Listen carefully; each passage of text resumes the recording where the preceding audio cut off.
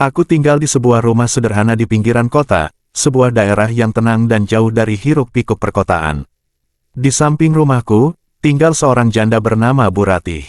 Dia seorang wanita parubaya yang ramah, meski selalu tampak sendu sejak suaminya meninggal 3 tahun lalu.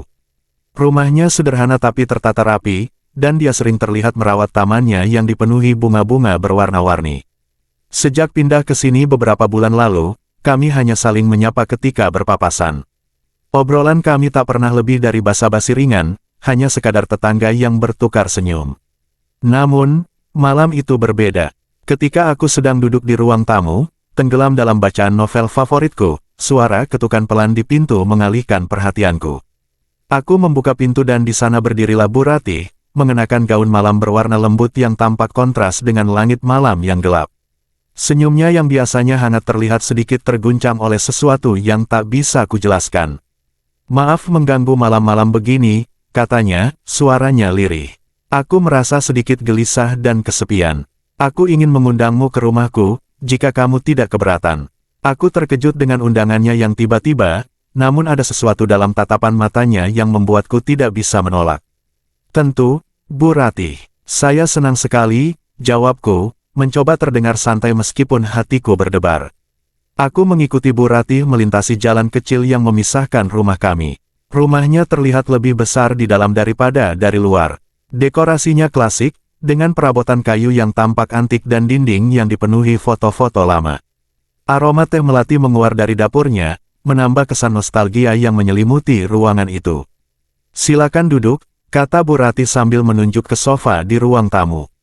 Aku duduk dengan sedikit gugup, merasa seperti seorang tamu tak diundang di tempat yang asing. Dia pergi sejenak ke dapur dan kembali dengan 2 cangkir teh panas, lalu duduk di sofa di depanku. Kami memulai obrolan ringan, tentang hal-hal sepele seperti cuaca dan kehidupan sehari-hari. Namun, aku bisa merasakan ada sesuatu yang lebih mendalam yang ingin dia sampaikan. Matanya berkali-kali menatapku dengan sorot yang sulit ditebak, seolah mencari keberanian untuk berbicara lebih jauh. "Aku senang kamu mau datang ke sini malam ini," katanya tiba-tiba. "Kadang-kadang, malam terasa sangat panjang dan sepi. Terutama sejak aku kehilangan suamiku. Aku hanya bisa mengangguk. Aku tak tahu harus berkata apa.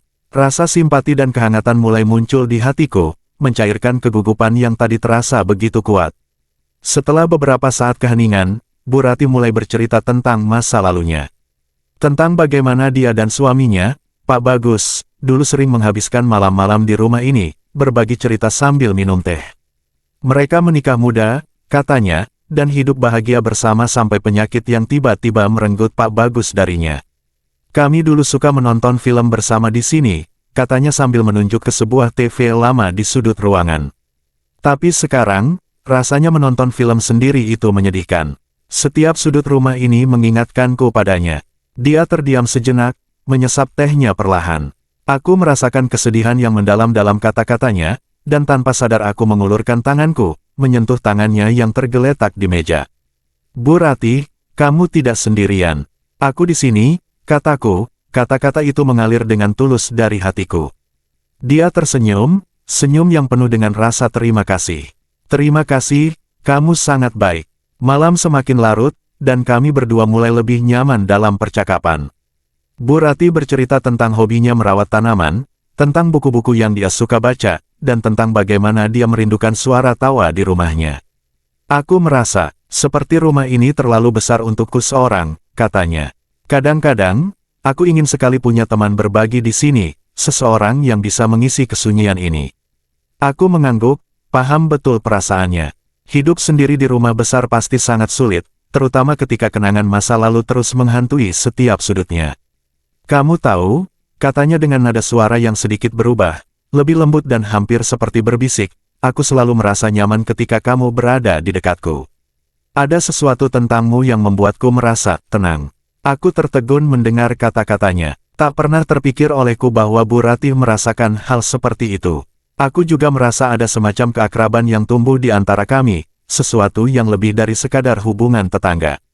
Perbincangan kami semakin dalam. Teh di cangkir kami telah lama dingin, tetapi kami tidak peduli.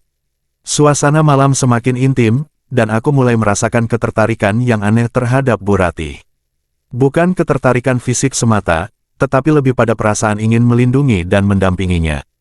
Kamu tahu, kata Bu Ratih setelah lama terdiam, aku sudah lama ingin mengajakmu berbicara seperti ini. Tapi aku takut kamu akan merasa aneh atau tidak nyaman. Kamu jauh lebih muda dariku, tapi ada sesuatu dalam dirimu yang membuatku merasa bahwa usia bukanlah hal yang penting. Aku tidak tahu harus menjawab apa. Kata-katanya menyentuh sesuatu dalam diriku yang selama ini mungkin belum pernah kusadari. Mungkin itu karena kesepian yang kami berdua rasakan, atau mungkin karena kami memang memiliki koneksi yang lebih dalam. Bu Ratih, aku senang bisa ada di sini denganmu, kataku akhirnya. Aku juga merasa bahwa usia tidak penting. Yang penting adalah perasaan yang tulus di antara kita. Dia tersenyum, dan kali ini senyumnya terasa lebih hangat, lebih tulus. Seolah sebuah beban berat telah terangkat dari pundaknya. Malam itu berakhir dengan sebuah janji untuk lebih sering berbicara. Bu Ratih mengantarku ke pintu dan kami saling berpamitan. Namun, sesuatu telah berubah dalam hubungan kami. Ada sebuah ikatan baru yang terbentuk, sebuah perasaan saling memahami yang lebih dalam daripada sekadar tetangga. Hari-hari berikutnya kami sering menghabiskan waktu bersama. Kadang aku membantunya merawat tanamannya, atau dia datang ke rumahku untuk berbagi makan malam. Perlahan-lahan, kehadiranku di hidupnya tidak lagi sebagai seorang tetangga, tetapi sebagai seorang teman yang mengisi kekosongan di hatinya.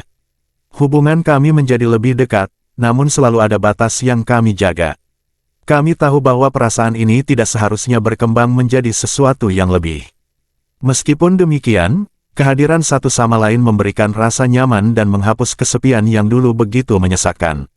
Suatu malam, ketika kami duduk di teras rumahnya, menatap langit yang penuh bintang, Bu Ratih berkata dengan suara yang lirih, "Aku tahu kita tidak bisa terus seperti ini. Aku takut, pada akhirnya, perasaan ini akan melukai kita berdua." Aku terdiam, merenungkan kata-katanya. Aku tahu dia benar, meskipun ada ikatan yang kuat di antara kami harus menerima bahwa hubungan ini tidak bisa terus berlanjut tanpa konsekuensi. Kita harus mencari cara untuk melanjutkan hidup kita masing-masing. Lanjutnya, suaranya penuh dengan kesedihan. Aku akan selalu mengingatmu sebagai seseorang yang istimewa, tetapi kita harus menjaga jarak untuk kebaikan kita sendiri. Aku merasa hatiku berat mendengar kata-katanya, tetapi aku tahu itu adalah keputusan yang benar. Kami tidak bisa terus hidup dalam bayang-bayang masa lalu atau perasaan yang tak mungkin diwujudkan. Bu Ratih, apapun yang terjadi, aku akan selalu ada untukmu.